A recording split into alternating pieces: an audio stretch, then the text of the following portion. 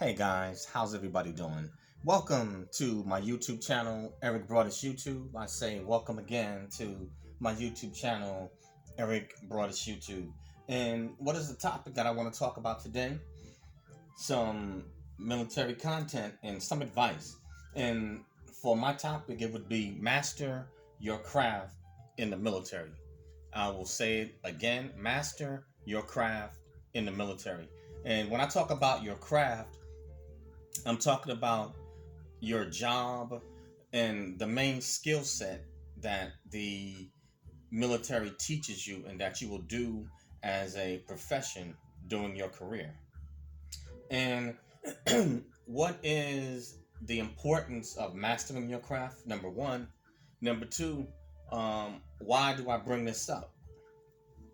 Number one, first of all, it is important to master your craft in anything you do, but for the sake of the military, you are a professional and you are required to know your job and do it to the best of your abilities. You want to know and master the skills inside and out. Now, obviously, in the armed forces, as you progress in your grade, pay grade, and rank, and as you move along in your job in the military, you will be expected to advance in skill level.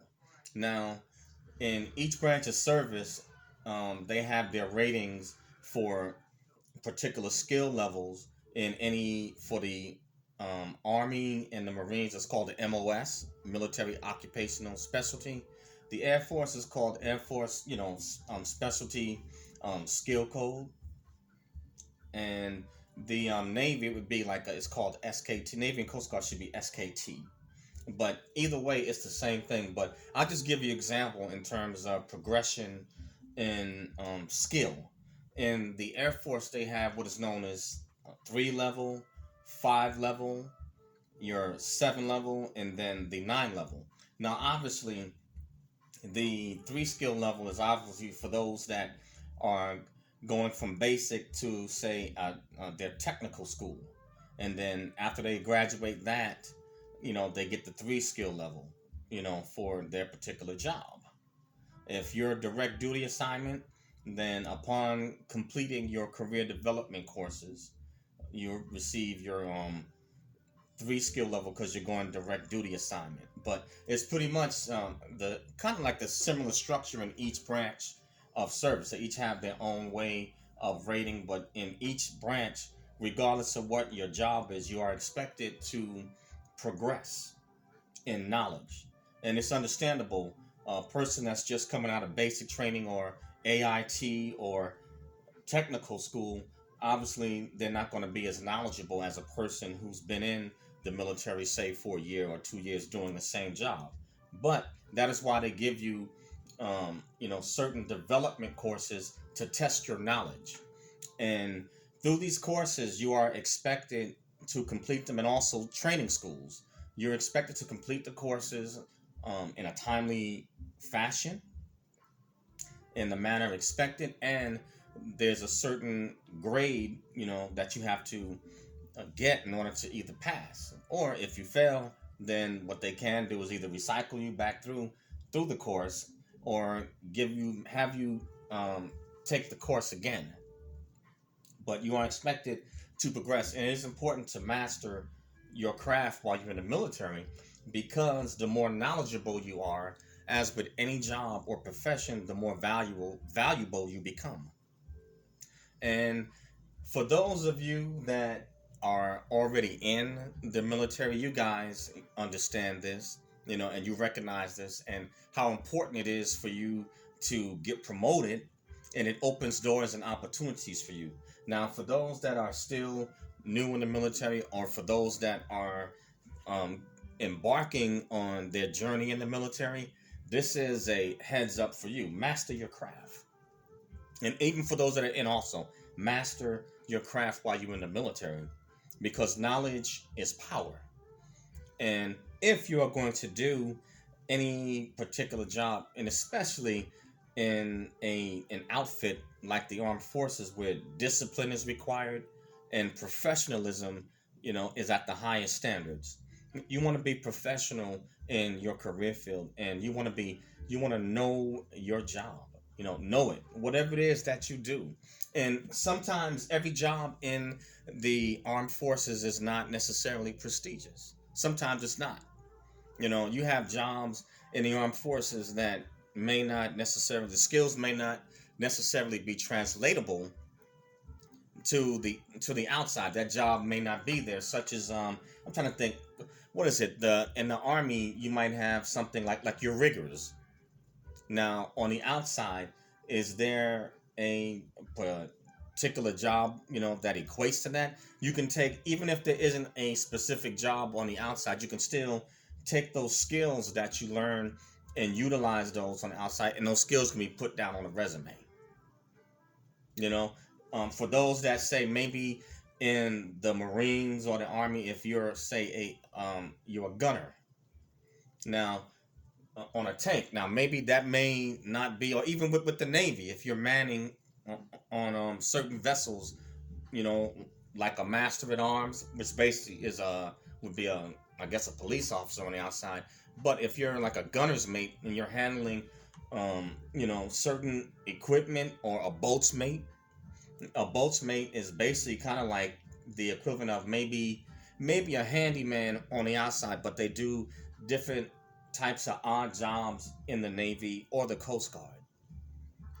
But the skill set, the skills that you learn from doing these various jobs, they are translatable on the outside. The skills are not necessarily the job, but whatever you do, you should do it with excellence. Do it to the best of your ability. It may not be, you may not have the best job while you're in the military, but the key point that I want to get to here is developing good habits. The Bible says, "He that is faithful over little will be faithful over much." So, even in the military, if your job is to sweep floors, sweep the flight line, then make sure that that flight line is clean, and you police it, and you do it to the best of your ability, because these are habits that are going to carry over. And even with certain civilian jobs on the outside, when you decide to get out, you will have formed excellent habits, and you have formed excellent study habits, and putting the time in and making a sacrifice to learn that job to the T. Discipline is something that can be used on the civilian side as well as the military. Any organization wants disciplined employees that they can count on, that are going to be consistent. I mean, look what we have here with the Great Resignation. And obviously in the armed forces, there is no resignation, because you're not allowed to quit, and we don't have a union. And so serving in the armed forces is a commitment. And so if you're going to be committed to anything, then you ought to do it with discipline and with the highest standards, because you committed yourself. You committed your life to serve your country in the armed forces. And so you should do your job with excellence, and do it to the best of your ability. Learn all you can, so you can be an extremely valuable member to your unit, because your comrades are counting on you. And even in the most menial jobs, I'll give you a scenario. What happens if you go into a combat zone? Is that job that may seem so menial becomes critical or crucial in a combat zone, because individuals are relying on you. What you do affects the overall mission, and then it affects the well-being of the armed forces, which protect the United States, foreign and domestic. So you have to look at it. Sometimes you have to see the bigger picture in order to understand where your small piece of the pie falls in at. We are all cogs in a wheel. In the military, you will definitely learn that you are an important cog in that wheel, in the military machine that makes it function. For each member that doesn't do their job, that causes the machine to break down and to fail. And if that machine or apparatus breaks down, then that right there is the United States. That's our country's defense. And I definitely served my country with honor and definitely believe in patriotism. And some are more patriotic than myself, but I definitely serve, you know what I'm saying, with a spirit of patriotism. But you should know your craft, master it. Take advantage of the training that you're giving in the military. I've said it before, make sure you take it seriously because you always reap what you sow. And what I found is that even when I retired and came to the civilian side, the skills that I and the training that I've received in the military, I found out that they help me on the outside, and it always comes back full circle.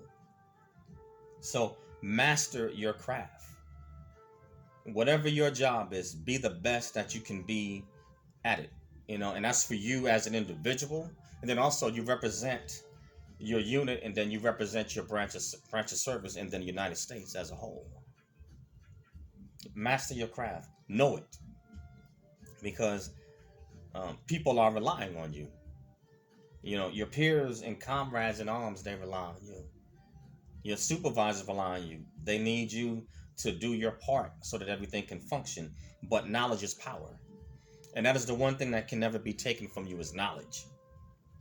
Once you learn something and you learn it well and you know it, nobody can take that from you.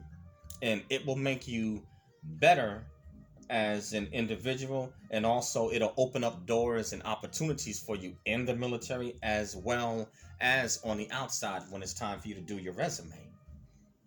you know so don't take it for granted. And a lot of times individuals in the military, we can sometimes get slack because the government pays for this training. We figure, it's free, so yeah, it's no big deal. Or I'll have a job tomorrow. In the military, there's no layoff. So it's like, well, I'm under a 4-year contract. I'm under an 8-year contract. Or, I'm going for my 20.